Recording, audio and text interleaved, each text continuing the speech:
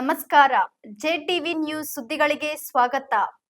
ಕರ್ನಾಟಕದ ಗ್ಯಾರಂಟಿ ಯೋಜನೆಗಳ ಪರಿಷ್ಕರಣೆ ವಿಚಾರವಾಗಿ ರಾಜ್ಯ ಸರ್ಕಾರವು ಗ್ಯಾರಂಟಿ ಯೋಜನೆಗಳನ್ನು ನಿಲ್ಲಿಸಲು ಅಥವಾ ಕಡಿತಗೊಳಿಸಲು ಈ ಪರಿಷ್ಕರಣೆ ಮತ್ತು ಸಮೀಕ್ಷೆ ನಡೆಸುತ್ತಿದೆ ಎಂದು ಬಿಜೆಪಿ ಎಂಎಲ್ಸಿ ಎನ್ ರವಿಕುಮಾರ್ ಅವರು ತೀವ್ರವಾಗಿ ಟೀಕಿಸಿದ್ದಾರೆ. ಸರ್ಕಾರವು ದುಂದುವೆಚ್ಚಕ್ಕೆ ಕಡಿವಾಣ ಹಾಕಲು ಮತ್ತು ಅನರ್ಹರನ್ನು ಪತ್ತೆ ಹಚ್ಚುವ ನೆಪದಲ್ಲಿ ಅರ್ಹ ಫಲಾನುಭವಿಗಳಿಗೂ ಯೋಜನೆಗಳನ್ನು ತಪ್ಪಿಸುವ ಹುನ್ನಾರ ನಡೆಸುತ್ತಿದೆ ಎಂದು ಅವರು ಆರೋಪಿಸಿದ್ದಾರೆ. ಆತ್ಮೀಯರೇ, ಕರ್ನಾಟಕ ರಾಜ್ಯದಲ್ಲಿ ಬಹಳ ದೊಡ್ಡ ಪ್ರಮಾಣದ ಬರಗಾಲ ಆವರಿಸ್ತಾ ಇದೆ.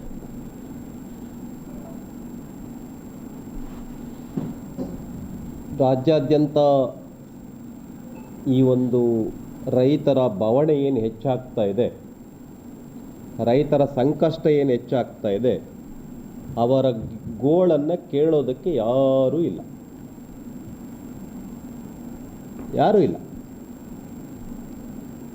ರೈತರ ಸಮಸ್ಯೆಗಿಂತ ನಮ್ಮ ರಾಜ್ಯದಲ್ಲಿ ಅದೇನೋ ಒಂದು ರಿಜಿಸ್ಟ್ರೇಷನ್ನೇ ಬಹಳ ದೊಡ್ಡ ಸಮಸ್ಯೆ ಆಗ್ಬಿಟ್ಟಿದೆ. ರೈತರ ಸಮಸ್ಯೆಗಿಂತ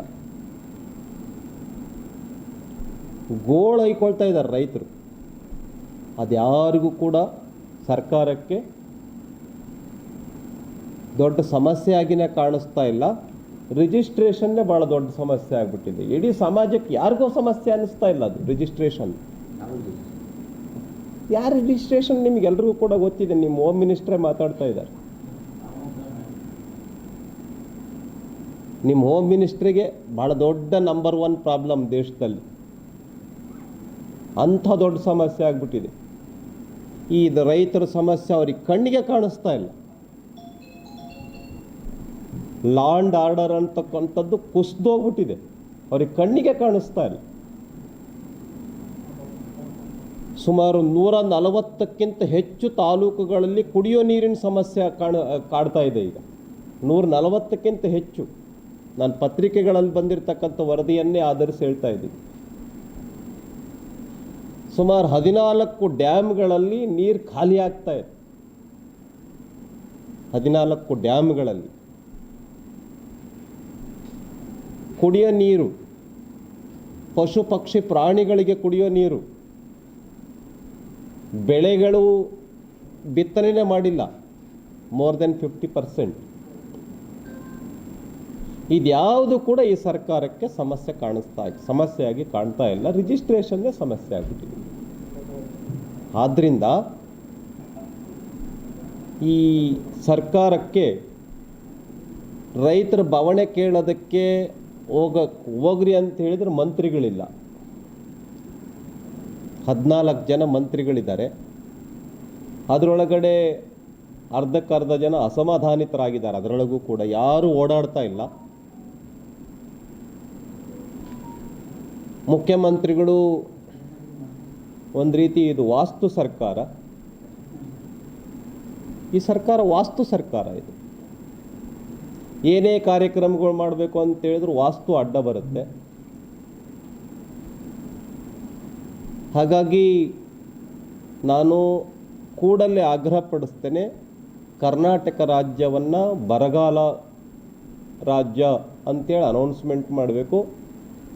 ರೈತರಿಗೆ ಪರಿಹಾರವನ್ನು ಕೊಡೋದಕ್ಕೋಸ್ಕರವಾಗಿ ಸರ್ಕಾರ ಕೂಡಲೇ ಸರ್ವಪಕ್ಷದ ಸಭೆಯನ್ನು ಕರಿಬೇಕು, ಅಧಿಕಾರಿಗಳ ಸಭೆಯನ್ನು ಕರಿಬೇಕು, ಸ್ಟೇಟಸ್ ರಿಪೋರ್ಟನ್ನು ತೆಗೆದುಕೊಳ್ಬೇಕು. ಯಾವ್ಯಾವ ಜಿಲ್ಲೆಗಳಲ್ಲಿ ಕುಡಿಯೋ ನೀರಿನ ಸಮಸ್ಯೆ ಇದೆ, ಯಾವ್ಯಾವ ಜಿಲ್ಲೆಗಳಲ್ಲಿ ಬಿತ್ತನೆ ಆಗಿಲ್ಲ, ಯಾವ ಜಿಲ್ಲೆಗಳಲ್ಲಿ ಎಲೆಕ್ಟ್ರಿಸಿಟಿ ಪ್ರಾಬ್ಲಮ್ ಆಗಿದೆ.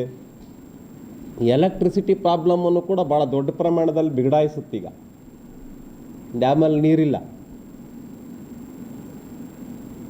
ಹಾಗಾಗಿ ಕರ್ನಾಟಕ ರಾಜ್ಯದ ಬರದ ಪರಿಸ್ಥಿತಿಯ ಪ್ರಸಕ್ತ ಪರಿಸ್ಥಿತಿಯನ್ನು ಅವಲೋಕನ ಮಾಡೋದಕ್ಕೆ, ಸಮಸ್ಯೆಗಳನ್ನು ತಿಳ್ಕೊಳ್ಳೋದಕ್ಕೆ ತುರ್ತು ಸಭೆಯನ್ನು ಕರಿಬೇಕು ಅಂಥೇಳಿ ನಾನು ಈ ಸಂದರ್ಭದಲ್ಲಿ ಆಗ್ರಹ ಪಡಿಸ್ತಾ ಇದ್ದೇನೆ. ಹಾಗಾಗಿ ನಾವು ಹುಡುಕಿ ಕೊಡಿ ಅಂತ ಅಭಿಯಾನ ಮಾಡಬೇಕಾಗತ್ತಿಲ್ಲಿ. ಅವ್ರನ್ನ ಕೈಕೊಳ ಹಾಕಿದಂಥ ಕ್ರಿಮಿನಲ್ಲು ತಪ್ಪಿಸ್ಕೊಂಡು ಹೋಗ್ತಾರೆ. ಯಾರ್ಯಾರ ಮೇಲೂ ಕೇಸ್ ಹಾಕ್ಸಿದ್ರಿ ಆ ಕೇಸ್ಗಳನ್ನ ತೆಗ್ಸಾಕ್ತಿರ್ತೀರ.